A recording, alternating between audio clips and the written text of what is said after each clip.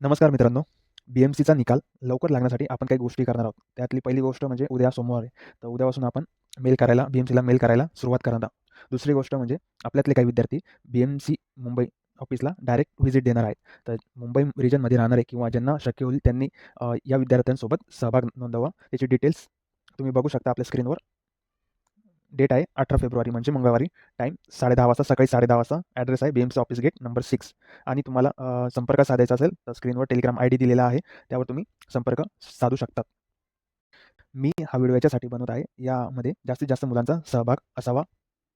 जेवढा जास्त मुलांचा सहभाग असेल, तेवढा निकाल लवकर लागण्याची शक्यता आहे.